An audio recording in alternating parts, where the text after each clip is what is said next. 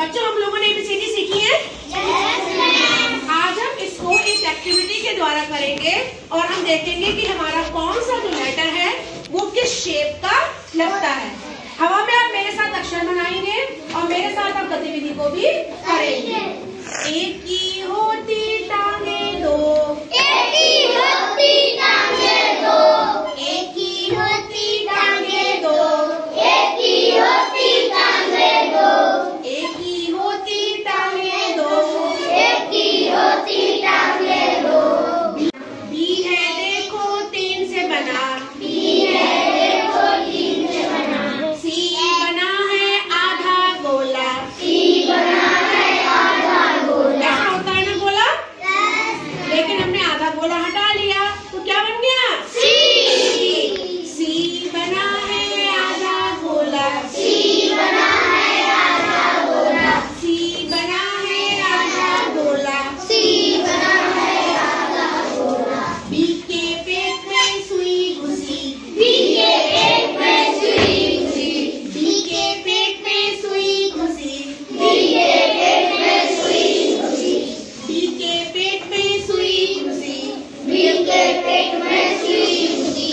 ई के होते तीन हाथ, ई के होते तीन हाथ, ई के होते तीन हाथ, ई के होते तीन हाथ। एफ बेचारा दो हाथों का, एफ बेचारा दो हाथों का, एफ बेचारा दो हाथों का, एफ बेचारा दो हाथों का। जी के पेट में पेड़ घुसा, जी के पेट में पेड़ घुसा। देखिए, हमने पहले सी की तरह बनाया, उसके बाद हमने क्या करा इसमें ऐसे कर दिया।